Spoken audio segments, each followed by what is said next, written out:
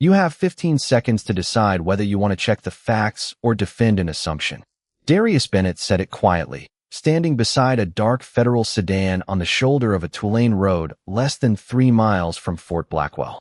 The night air was cool, the traffic light, and Officer Mark Harlan's patrol car washed the pavement in red and blue flashes that seemed brighter against the darkness. Harlan stared at Darius with the confidence of a man who believed the situation still belonged entirely to him. 15 seconds until what? He asked. Darius glanced at his watch. Until the people you should have called 10 minutes ago get here. Harlan gave a short laugh, but Officer Tyler Grant did not. Tyler stood near the second cruiser with a radio in one hand and a look of growing concern on his face.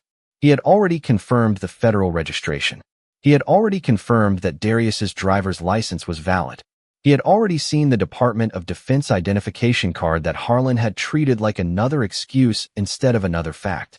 None of it had ended the stop. Each answer had only produced another question. Why was Darius driving a government vehicle? Why was he near the installation? Why did his name appear on an Army record that did not show everything Harlan wanted to see?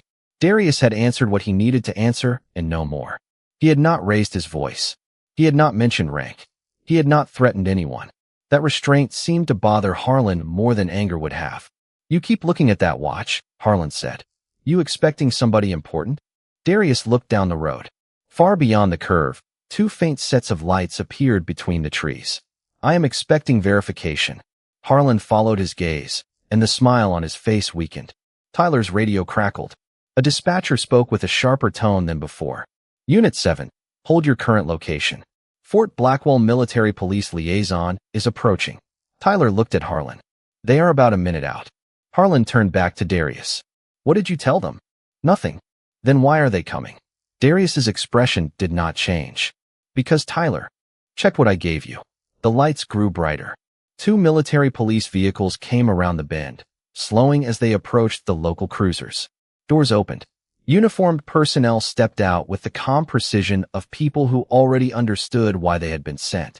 Harlan straightened and moved forward, ready to explain that he was still conducting an active stop.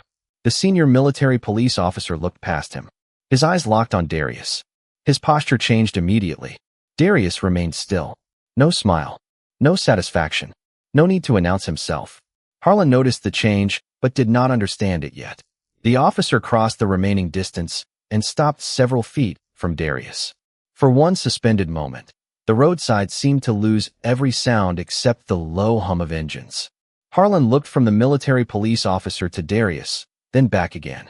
Something had shifted, but he did not know what. And that was exactly the point.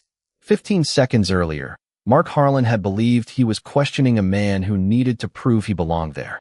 He was about to learn that the most important question of the night had never been whether Darius Bennett belonged near Fort Blackwell. It was why Harlan had decided he did not. 23 minutes earlier, Darius Bennett stepped out of a quiet restaurant on the edge of town with Captain Noah Walker walking beside him. The younger officer still carrying the nervous energy of someone about to begin a demanding new assignment. The dinner had been simple, almost deliberately ordinary. No uniforms, no staff, no ceremony. Just 2 men talking about leadership over grilled salmon, black coffee, and a slice of pecan pie. Noah insisted they split. You still think you are not ready? Darius asked as they crossed the parking lot. Noah smiled. I think I am ready enough to know I am not ready for everything. Darius nodded. That is closer to the truth than most people ever get. Noah laughed softly. To anyone watching from a distance, Darius looked like an ordinary 44-year-old black man in a dark jacket, pressed slacks, and polished shoes. Nothing about him announced rank. Nothing revealed the years he had spent building a career in the United States Army. The stars stayed with the uniform. The authority stayed invisible. In his pocket was a challenge coin from a unit he had visited earlier that week, and in his wallet was a Department of Defense identification card he rarely needed outside military property. Parked beneath a fading light pole was the federal sedan assigned to him for official travel. Darius shook Noah's hand. Call when you get settled. Yes, sir. Darius gave him a look. Noah corrected himself with a grin. I will. Darius climbed into the sedan, placed a leather folder on the passenger seat, and started the engine. Fort Blackwell was less than 10 minutes away. The road leading back toward the installation passed through a quiet stretch of small businesses before narrowing into two lanes bordered by trees and low residential streets. The speed limit dropped to 45 miles per hour. Darius set the radio low and drove at 42. Old rhythm and blues played softly through the speakers. For the first mile, nothing felt unusual. Then headlights appeared behind him. Darius noticed because noticing had become instinct long ago. The vehicle remained there through one traffic signal, then another.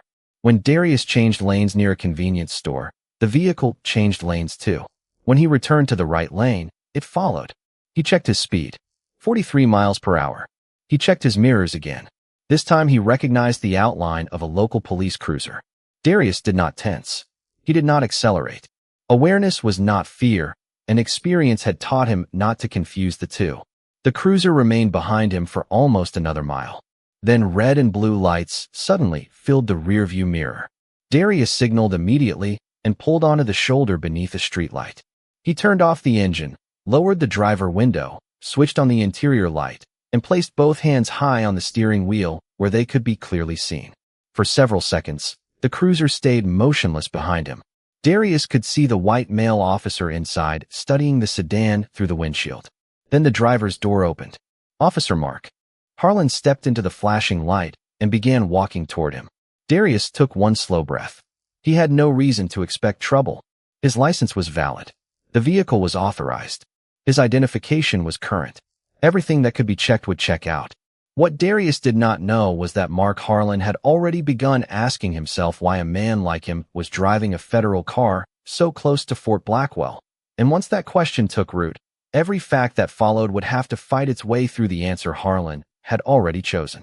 Officer Mark Harlan reached the driver window without returning Darius Bennett's greeting.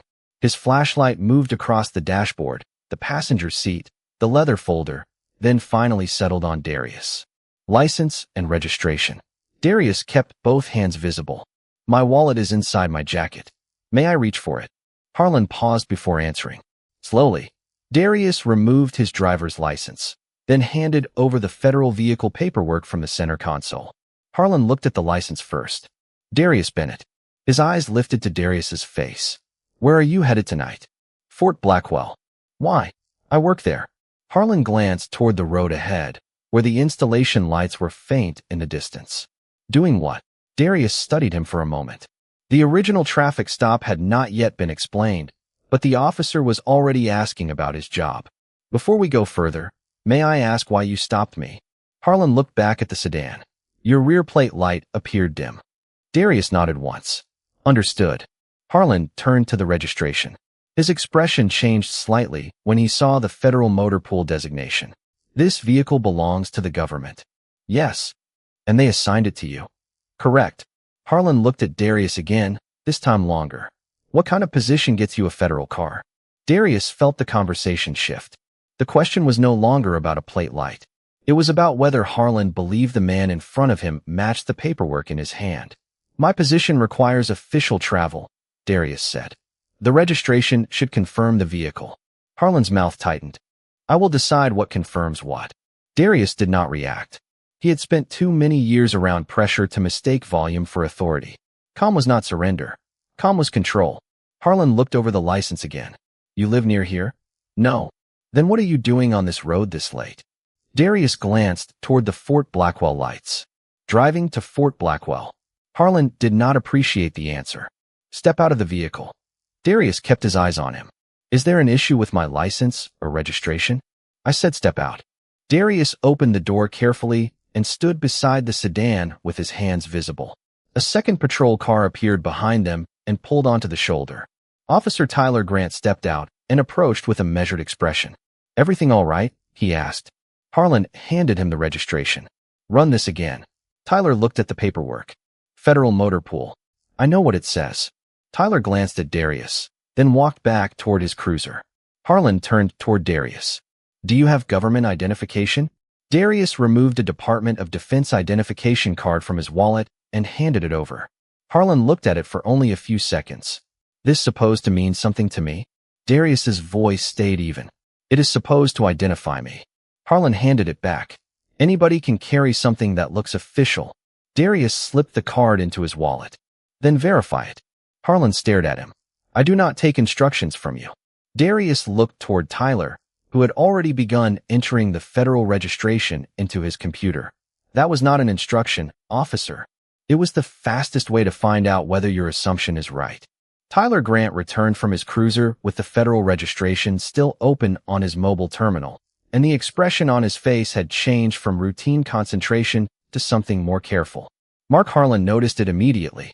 What did you find? Tyler stopped a few feet away. The registration is valid. The vehicle is active in a federal motor pool, and the plate matches. Harlan looked toward Darius Bennett, then back at Tyler. Assigned to him. The record shows. Authorized Department of Defense use. The driver information matches what he gave us. For a moment, nothing moved except the wash of red and blue light across the pavement. Darius stood beside the sedan beneath the streetlight, his hands relaxed and visible, his posture steady. Harlan looked at the paperwork again as though reading it a second time might produce a different result. That does not tell me why he has it tonight. Tyler frowned. It tells us he is authorized to use it. Harlan turned toward Darius. You hear that? Authorized use. That is not the same as proving what you say you do. Darius answered evenly. Then verify the identification card. Harlan gave a short, humorless laugh. You really like telling people how to do their jobs. I am telling you where the answer is. Harlan stepped closer to the sedan and looked through the passenger window. The leather folder remained on the seat beside a closed travel mug. Nothing inside suggested urgency or secrecy. Mind if I take a look inside? He asked. Darius did not hesitate. I do not consent to a search. Harlan turned toward him. Why not?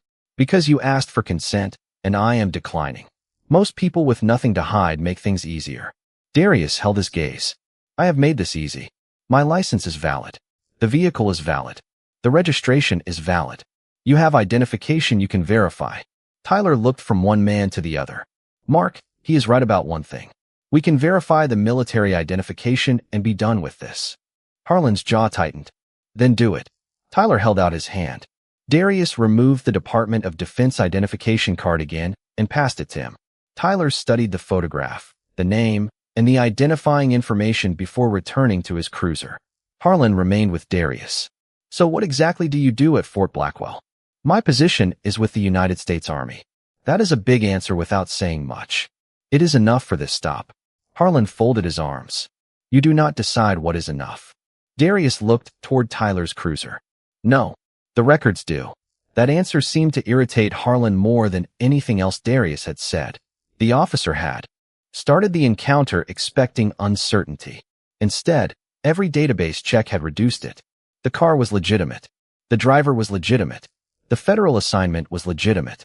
Yet the more facts appeared, the more Harlan seemed to treat them as obstacles instead of answers. Inside the cruiser, Tyler entered the identification number into the verification system. The screen paused. A new response appeared. Tyler leaned closer. United States Army. Active status. Senior personnel. Restricted profile. Contact installation verification. He read it once. Then again. Harlan noticed the silence. Tyler. Tyler did not answer immediately. He looked through the windshield at Darius, then back at the screen. Mark, you need to come see this.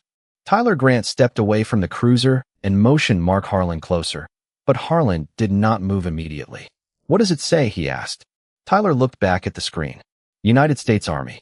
Active status. Senior personnel. Restricted profile. It says to contact installation verification. Harlan finally walked over and read the response for himself. His expression tightened. Restricted profile could mean anything. Tyler looked at him.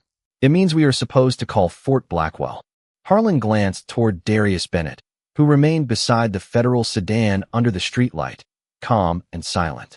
That still does not prove he is who he says he is. Tyler exhaled slowly. Mark, the license matches. The vehicle matches. The federal assignment matches. The military identification matches enough for the system to direct us to installation verification. What exactly are you waiting for? Harlan did not answer. Instead, he walked back toward Darius. You said you are Army. That is correct. What rank?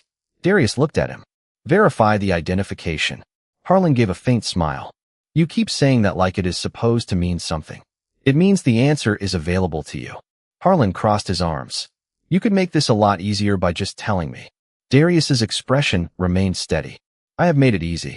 You are choosing not to trust the information in front of you. Behind them, Tyler picked up the radio.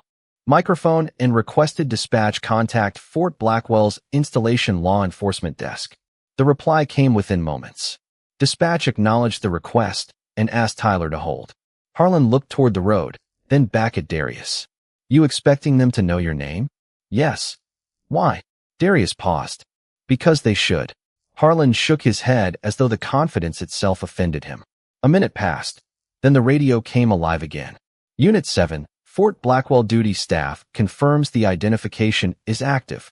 They are requesting your exact location. Tyler looked at Harlan. They want the location. Harlan frowned. For what? Tyler relayed the mile marker and nearby intersection.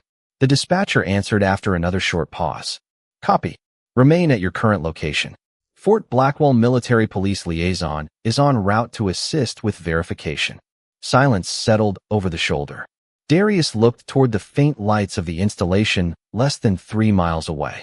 Harlan stared at him. What did you do? Darius turned his eyes back. Nothing. Then why are they sending military police? Because Tyler finally checked. Harlan glanced at the federal sedan again, as though some hidden explanation might suddenly appear through the glass. It did not. Tyler stepped closer. Mark, maybe we should end this and let them confirm whatever they need to confirm. Harlan shook his head. Not yet. Tyler's expression changed. Why not? Harlan looked at Darius, then at the road ahead. Because I want to know who I stopped. Darius gave the slightest nod. You should have wanted to know that before deciding what you thought I was. The words stayed between them for several seconds, sharper because Darius Bennett had spoken them without anger. Mark Harlan looked away first. Tyler Grant returned to his cruiser and listened as dispatch confirmed that the Fort Blackwell Military Police Liaison was less than 2 minutes out. The roadside had become strangely still. A light wind moved through the trees. The federal sedan remained parked under the streetlight, its registration already confirmed, its assignment already confirmed, every basic question about the vehicle answered. Yet Harlan continued to stand in front of Darius, as if certainty itself had become suspicious. You know exactly what they are going to say when they get here, do you not? Harlan asked. Darius looked toward the road. I know what they should say. And you still will not tell me your rank. You asked for identification. I gave you identification. Harlan shook his head. That is not the same thing. It is exactly the same thing if your goal is verification. Tyler stepped back toward them. Mark, dispatch says they are about a mile away. Harlan glanced at him. Fine. Tyler lowered his voice. Everything we have checked is clean. Harlan answered more quietly now. I know. Tyler studied him. Then why are we still here? Harlan looked at Darius again. The question seemed to irritate him because it required an answer he no longer had. The original stop had been about a dim rear plate light. That issue had disappeared almost immediately. The license was valid. The vehicle was legitimate. The federal assignment was legitimate. The military identification had been accepted by the system. There was no missing fact left except the one Harlan had made personal. Who was Darius Bennett, really? Darius could see the conflict in his face. He had seen versions of it before, in meetings where someone became more committed to defending a conclusion than understanding the evidence. In the Army, that kind of thinking could destroy trust long before it destroyed a mission. Officer Harlan, Darius said, there is still time to let the facts be enough. Harlan looked at him. Meaning what? Meaning you do not have to keep proving a point that the records are not supporting. Tyler said nothing, but his expression showed that he understood. Harlan did too. That was what made the silence uncomfortable. The radio crackled again. Unit 7, Fort Blackwell Liaison has visual on your location. Tyler turned toward the west. 2 sets of emergency lights appeared beyond the curve. Darius checked his watch. Harlan noticed immediately. There it is again. What? The watch. Darius looked at him. You have 15 seconds to decide whether you want to check the facts or defend an assumption. Harlan gave a short laugh, but it sounded different now. 15 seconds until what? Darius watched the lights grow brighter.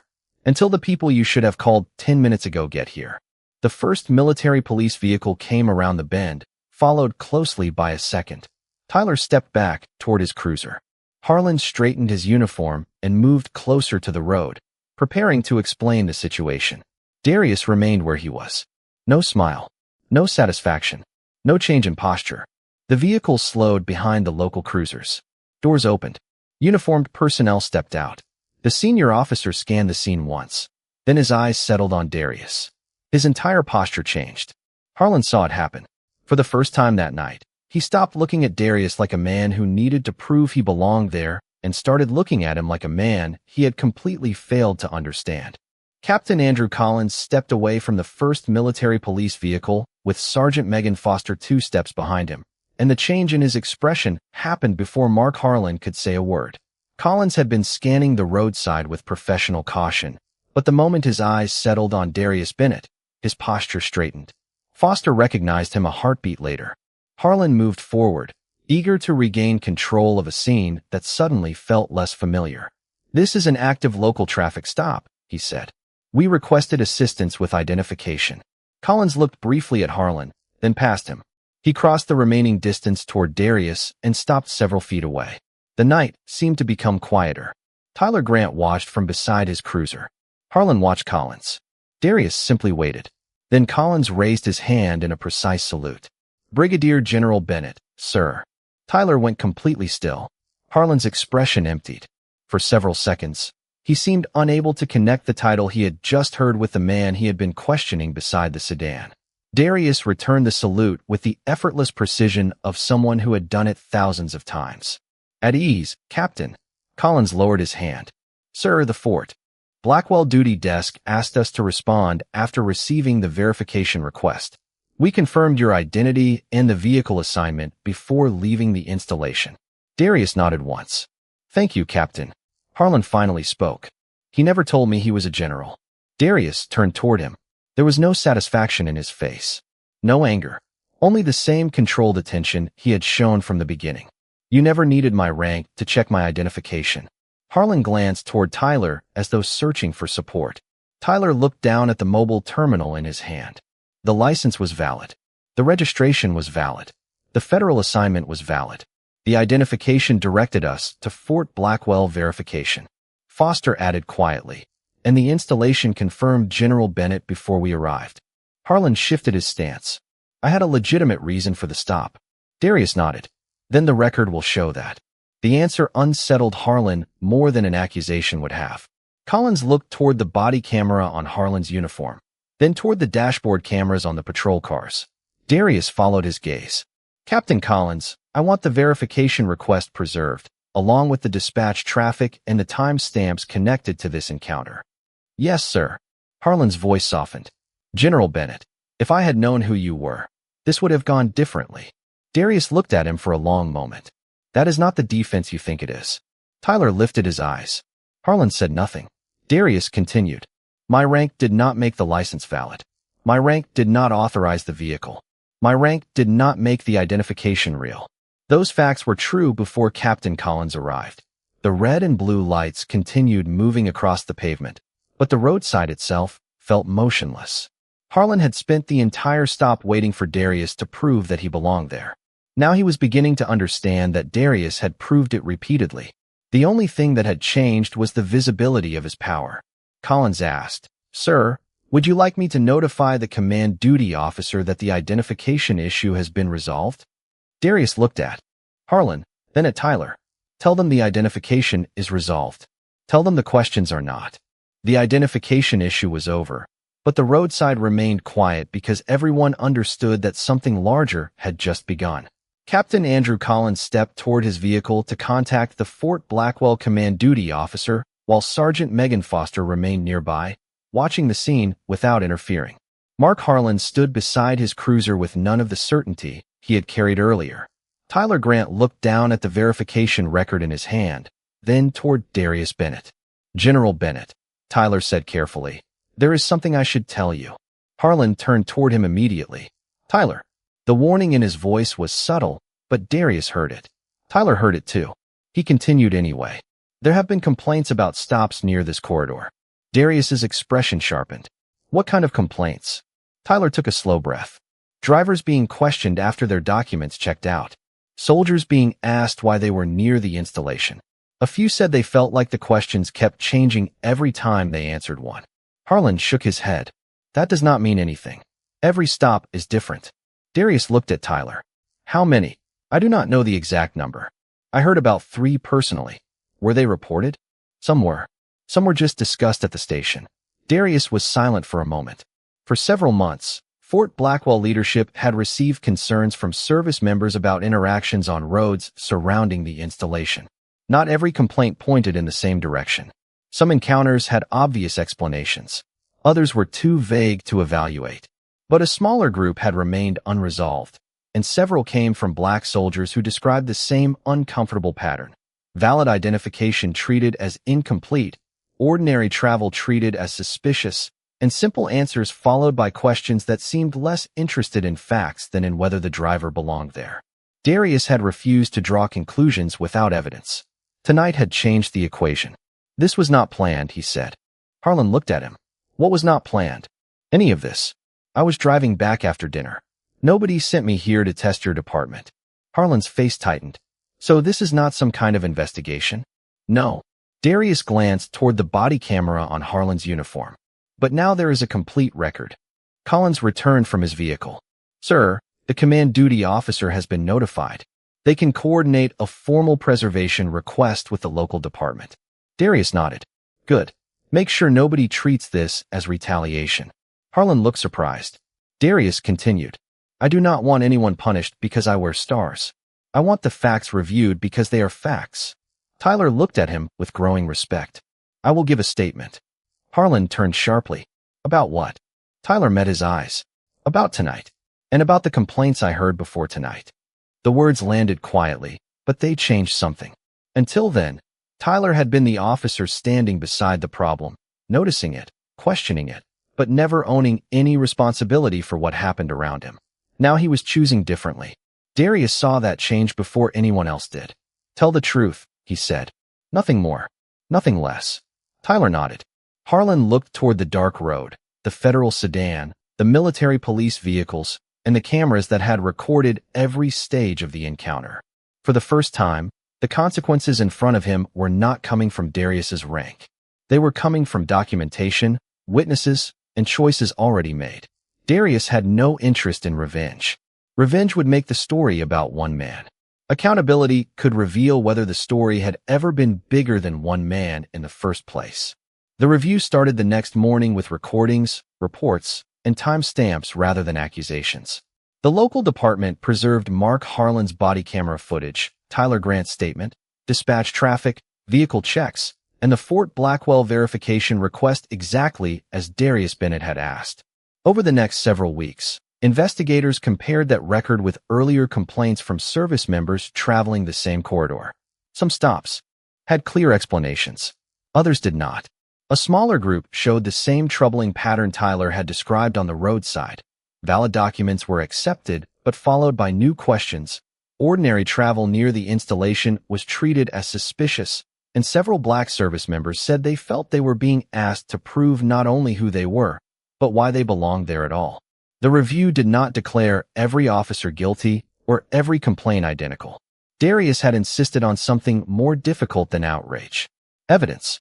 The department eventually changed its procedures for verifying military identification, expanded supervisory review of disputed traffic stops, and required additional training on how assumptions could influence decisions after the original reason for a stop had already been resolved. Harlan was removed from regular patrol assignments while his conduct was reviewed through the department's disciplinary process. Darius never demanded that he be humiliated. He never used his rank to decide the outcome. He asked for the same standard he had wanted on the side of the road. Check the facts before reaching the conclusion. Tyler's statement became one of the most important parts of the review because he admitted something that had nothing to do with Harlan alone. He had heard concerns before. He had noticed conversations at the station. He had told himself that because he was not directly involved, staying silent meant staying neutral. After that night, he no longer believed it. Several weeks later, Darius stood inside a briefing room at Fort Blackwell after speaking with a group of young officers about judgment and leadership. Captain Noah Walker, the same officer who had shared dinner with him before the stop, remained behind after everyone else left. Sir, can I ask you something? Darius nodded. If Officer Harlan had known you were a brigadier general when he first walked up to your car, Would the stop have gone differently? Darius looked through the window toward the parade field. Probably. Noah hesitated. Then why did you not just tell him? Darius turned back. Because I gave him valid identification. My rank should not have been necessary for fairness. Noah considered that answer. But once they saw the stars, everything changed. Darius nodded slowly. Exactly. He reached into his pocket and placed the challenge coin from that night on the table between them. Anyone can respect power when power is obvious. That is easy. He tapped the coin once. The real test is how you treat someone when you believe they cannot affect you. Noah looked down at the coin, then back at Darius. So what was the lesson? Darius paused. Authority is what a uniform can give you. Judgment is what character has to prove. Outside, the flag above Fort Blackwell moved steadily in the afternoon wind. What happened on that dark road had begun with one man's assumption and ended with a record too complete to ignore. Harlan had believed authority meant controlling the encounter. Darius understood something deeper. Real authority was measured by whether a person could remain fair when nobody powerful seemed to be watching.